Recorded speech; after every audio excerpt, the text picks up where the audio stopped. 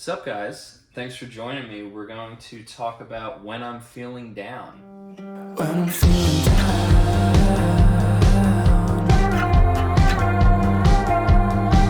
When I'm feeling down. So, according to my notes, it's saying I started this song in GarageBand on March 1st of 2022. I remember being sick that day because I was like poached up here with my phone on a little stand just trying to sing the harmonies, and I was struggling to like get them out at like the falsetto parts, and I was just like so sick and like snotting. I had to keep like undoing takes, but I did it. I started the song GarageBand on my phone, which I pulled up here. We got like a drum loop going on with this guitar part arpeggiated.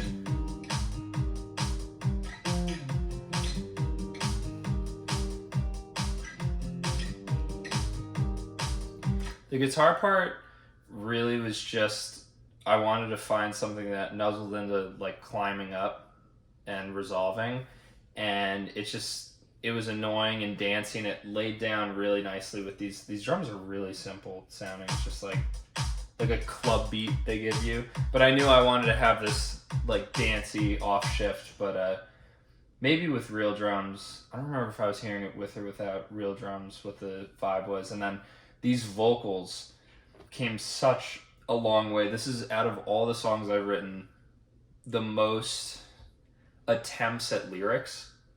This one started out like, it was this at one point. I miss you too. Hear the click track in I'm there, of having course. trouble struggling to do anything without you. I don't know what that means. And then this one too, like, Do you miss me like I miss you bad?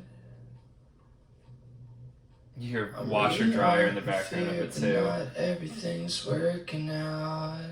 I don't know what any of this means, but that happened there. I didn't love the hook at first of the song, which, you know, for those of you that don't know, Feeling down, this is the hook. down. Oh, I sound really sick. When I'm feeling down, down.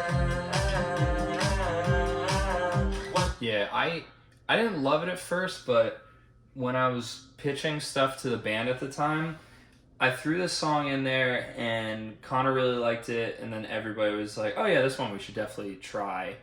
And I was like, oh really? Like, these other ones are cooler, but I mean, I could always work on this because I like to challenge myself, especially when I don't think the idea is good, but I came up with it, and it's like, all right, well, if other people think it's good, it's definitely worth working on.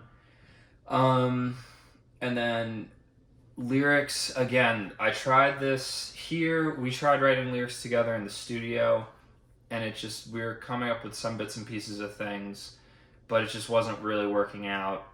And then I was home one day when no one was home. I was trying stuff out in my kitchen. I just kept putting the demo on loop, and finally something clicked, one of the lines, and I was like, all right, I'm going to write around this. And it was pretty challenging, but I think I really got down what I needed to say in this one, which is cool because, again, like, at first the lyrics didn't really mean much to me, and I dug into them. I'm like, oh, this is really personal and just kind of something I've been meaning to talk about in some way for a while now. I tried to write a similar lyric about bricks in 2016. I tried to fit it into a song. Apparently, the house I grew up in, before my family moved into it, there was another family there, and one of the kids like fell on our like brick kind of fireplace, like chimney base, and cut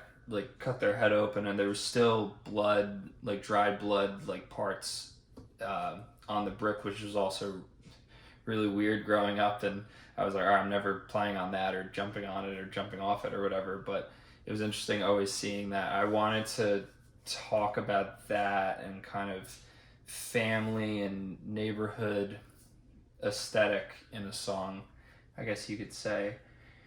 And it clicked. When nobody was home, I was just yelling stuff and coming up with words just like I normally do. I'm like, oh, maybe I'll sing something soft. And I was like, no, I need to like announce this hook, even though knowing that in the recording it's probably going to be a little more tame.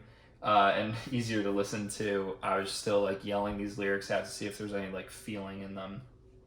But then we had all the vocals done, and we kind of still were thinking about the end. We tracked the ending, which again, this is a Idlewave song that normally most everything's flushed out. Samir loves tracking 2 vocals and 2 lyrics, and like that's where he really finds the drumming like fits into mostly with the fills and everything. And we normally have this stuff all ready to go, but we were just struggling so bad with the lyrics that when we did the instrumental recording, we just kind of had this jam part at the end, and Samir was trying up different stuff on the drums. And what happened was I took that home. I just started layering things in the background. Once it gets to this instrumental break at the end here, where there's some bass guitar, there's a synth going on, very like stabby synth, just drums, and I guess there's shaker coming in at some point. Yeah, then the acoustic guitar comes in, and we're kind of vibing, but I had that going a couple times, and I had this one up first, just this kind of,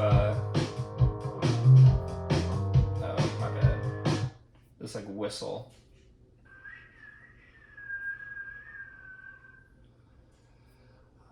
When I'm feeling down. And like struggling.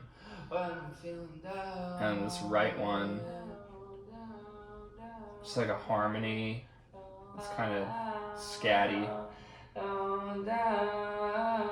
It's like making weird noises, but I don't know. I was just playing with it and like closing my eyes and seeing what I could come up with.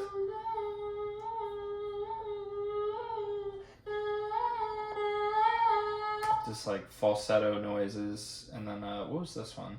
This might have been a verse. We don't want you in the neighborhood. Yeah. Been there long since the bricks were set and your head was just like reading the verse kind of backwards and like scatting. And I hate it. So that all together, I panned the first 2 of these. I panned full left on the first, and then kind of left on the second, and then third one's like kind of right, and then full right on this one, and it kind of just gives this whole like cacophony while the instrumental's going, just kind of like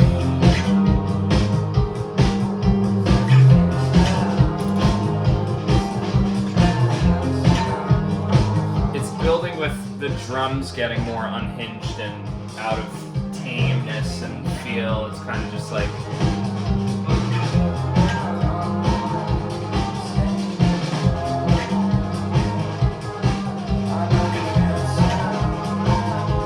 some mental erosion, as I like to call it.